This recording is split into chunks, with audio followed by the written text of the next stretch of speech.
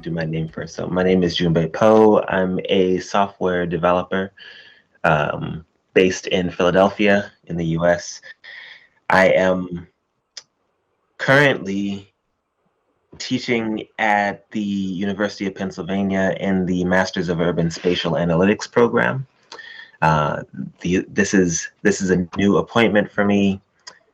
I teach geospatial cloud-based computing, as well as JavaScript development for geospatial applications.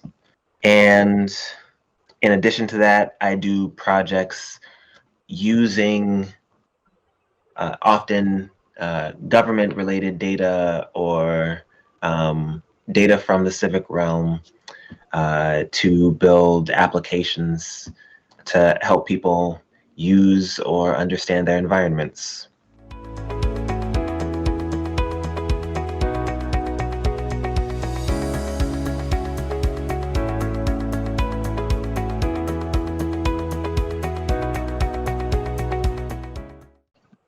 Yeah, so the Tech-a-thon came about from some work that I had been doing with hackathons in previous years.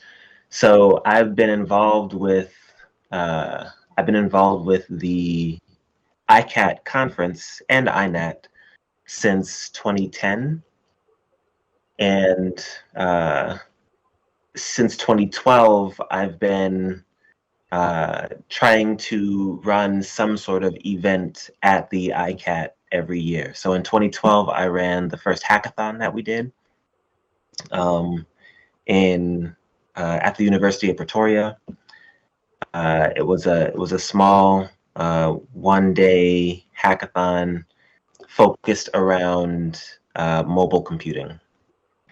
After that, I tried to do a little bit of something different every year, and in the 2020 conference, what I decided to do was, after a conversation with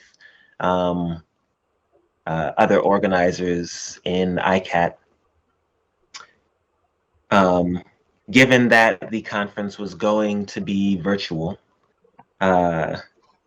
we saw it as both a challenge and an opportunity to expand our reach as far as who was going to participate in the hackathon, which I had been considering kind of the hands-on portion of the conference, the place where you actually build a thing, or one of the places where you actually build a thing while at the ICAT conference. The other place is the 3D printing workshop. But in addition to that, the hackathon was the place where you actually build a thing at ICAT. So it was an opportunity to expand that in a way that we hadn't done before. And also, I had wanted to move out of just doing projects related to digital technology, because that's where I'm coming from. That's my expertise. I am a software developer. I work with computers, but given that this is the International Conference on Appropriate Technology, there's a lot more technology that we cover. I wanted the hackathon this year in 2020 to be focused more broadly than just on computing technology. So in talking to the other organizers of the conference, and sharing with them my ideas around making it more than just computing technology, making it relevant to the energy and sanitation and architecture and all of the other sides of ICAT. We decided to first rename it from a hackathon to a tech-a-thon, to remove some of the baggage that hackathons are often related to computing technology as opposed to more general technology projects. So we named it a Tech-a-thon, and we decided to open it up to university students primarily, because in past years it had been, perhaps coincidentally, but for whatever reason, it had been the students or the younger practitioners who were at the conference that were more involved in the hackathons. So we decided to codify that in the structure of the event itself. So there are, of course, a number of other things that we decided to include for the 2020 event, such as a competitive aspect. In previous years, the hackathons were very slightly competitive, but we decided to incorporate prize money into this year's event. And to be honest, part of that was an opportunity that was presented by the cost of the rest of the conference being lowered. And so we had a bit of a surplus, since we weren't paying for event space and so on. We had a bit of a surplus to go toward Tech-a-thon prize money, as well as a few other things. So it really came about in 2020 as a response to both an evolution of what we had been doing with the hackathon at the conference, as well as a response to the challenges and opportunities of the virtual ICAT conference.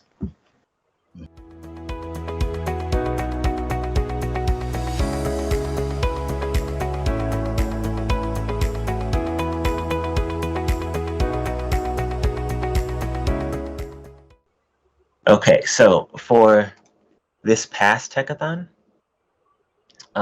there were a number of pretty impressive projects. So we had a team working on a machine learning application to attempt to detect COVID by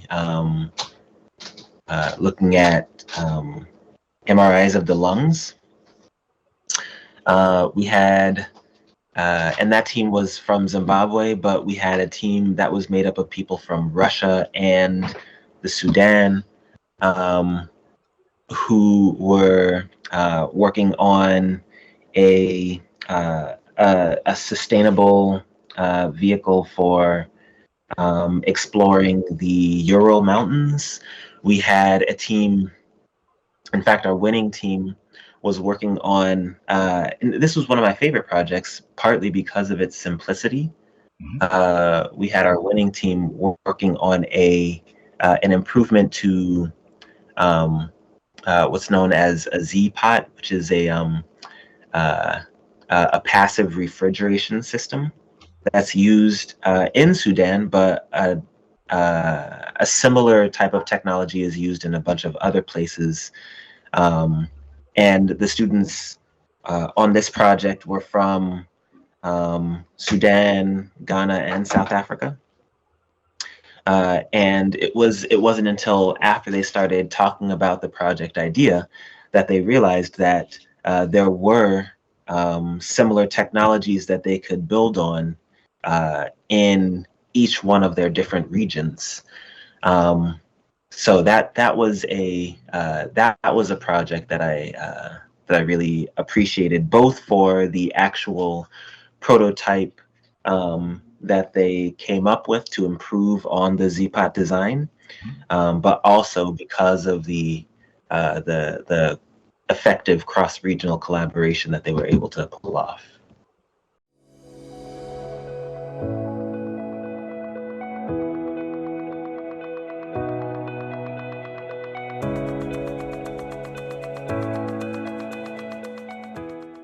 The type of collaboration that the Tech-a-thon and the ICAT conference enables provides fuel for the furthering of appropriate technology in general. So without that kind of cross-regional collaboration, everyone is developing technologies in their own contexts, in their own silos, which is valuable. You know, it's important for technology development to be context appropriate.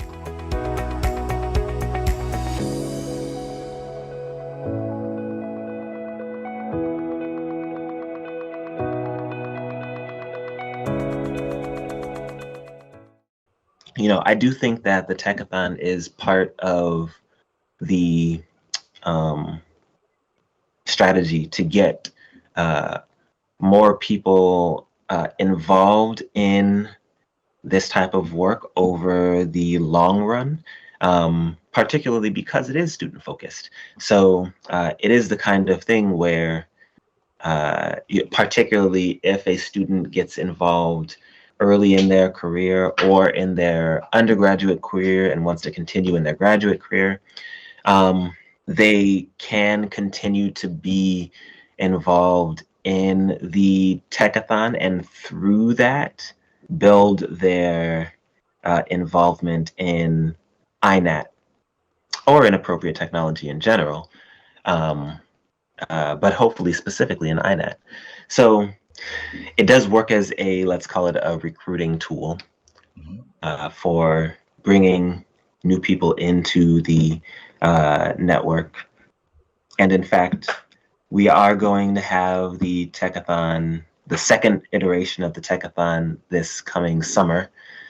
So before the conference, so that students have the opportunity to experience the Tech-a-thon before the ICAT happens, and so that they can participate in both events fully. Kind of get introduced to INAT through the Tech-a-thon and then follow up with the ICAT conference. So that is one avenue for how the Tech-a-thon can be involved in building membership.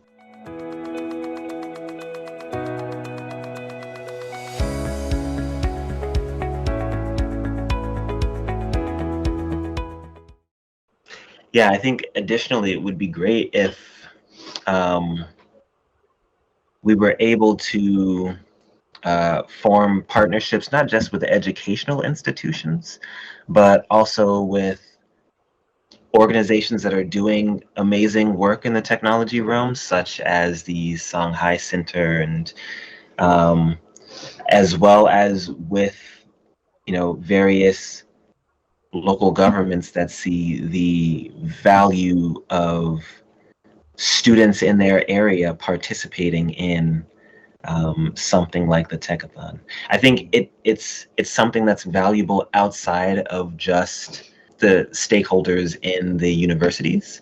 I think it can also be valuable as a way to, I guess, shape just a small part of the education that technologists in these various areas are ensuring that there is a strong appropriate technology component to any technology curriculum.